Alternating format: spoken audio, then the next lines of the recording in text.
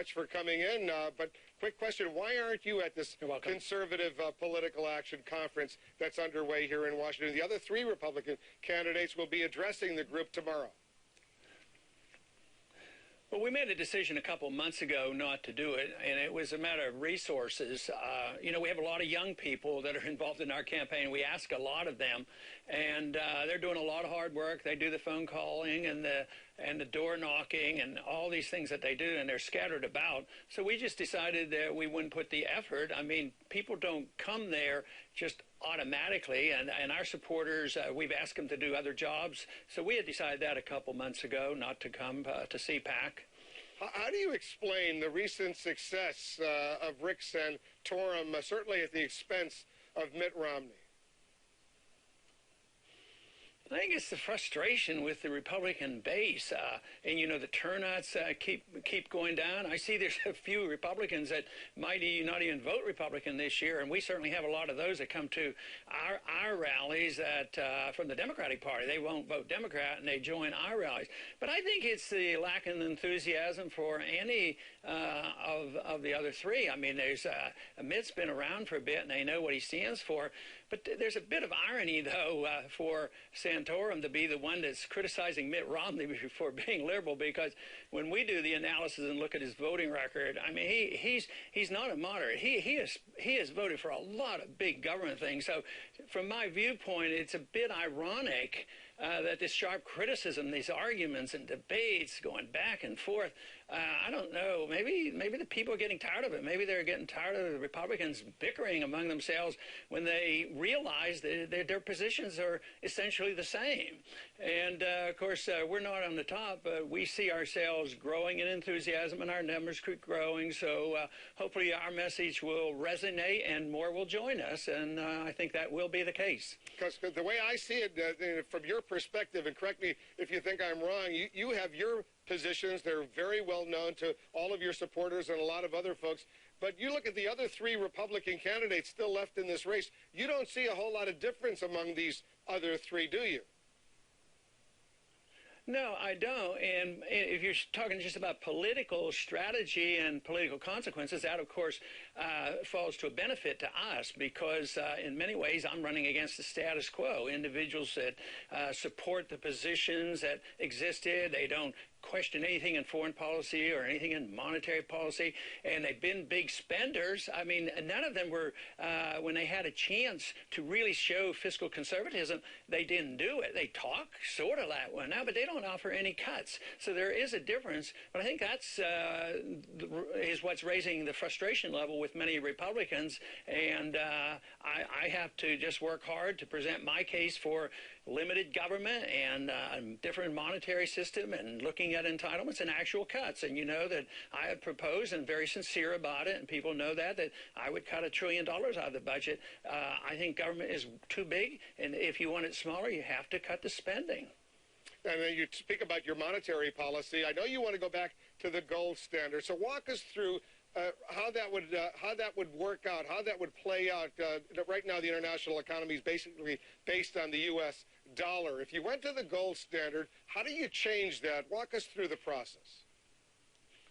Well, not easily. You couldn't do it with waving the wand. You couldn't do it in a day, and you can't get rid of the Fed in a day.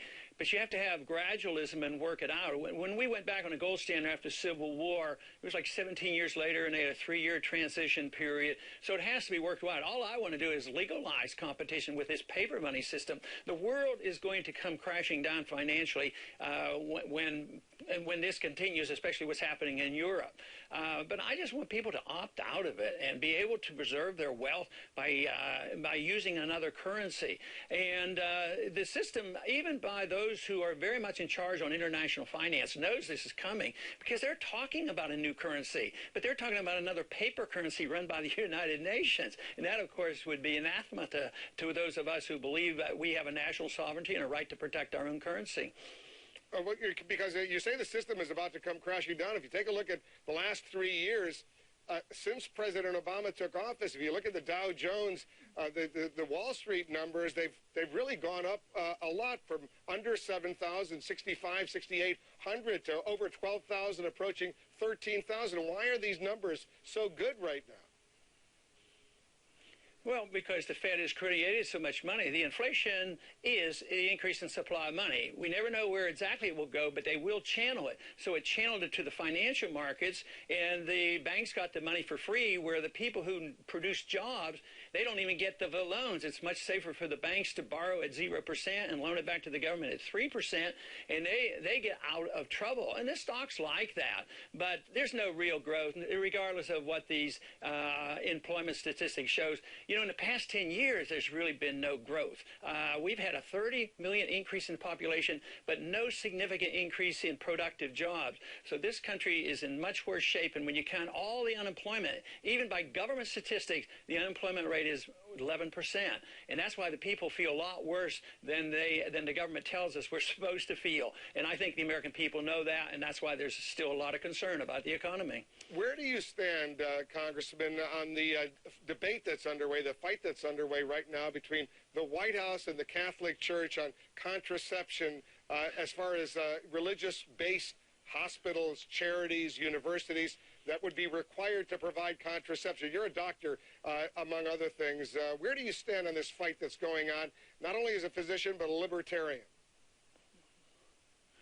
Well, the position, you know, I just don't like mandates and telling people what to do. We get into trouble, though, when you use taxpayers' funds to do things you shouldn't be doing.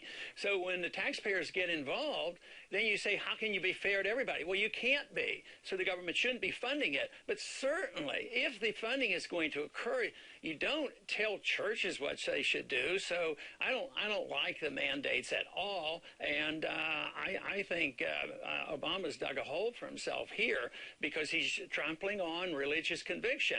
But the political and economic and constitutional approach of government being involved in doing things like this is really where it starts, because then you say, we have a government program. How can you satisfy everybody's wants and wills and what they want to do and protect everybody? It's absolutely impossible. This is why, if it's voluntary, if you have voluntary churches or whatever, you can do what you want, and the government doesn't have a say, just to protect voluntary choices rather than the government dictating to the people on what they should do or shouldn't do about birth control. Well, I just want to be precise on this, and then I'll let you go. Let's say you're a woman who works at Georgetown University Hospital, which is a Catholic-based university hospital. You're not necessarily Catholic.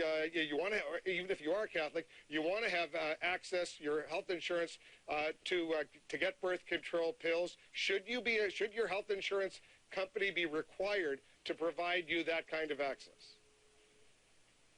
No, then it's not insurance. I mean, once there's government involvement insurance, then there are these dictates. But if insurance were a voluntary issue for individuals rather than the way we deliver it with tax benefits to large corporations, and your medical benefits go with the corporation, become very complex.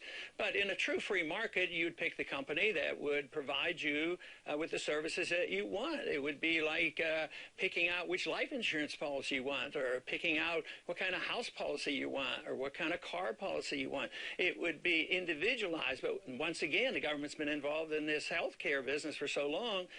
But when they put a mandate on and say you must do this or must do that, it's no longer insurance. They're not measuring risk at all, and the customer's not making a choice, and the businessman is not making a choice. So it's the fault of compulsion by government-run programs that will inevitably lead to these arguments and fights. You're going to win the Maine caucus this Saturday?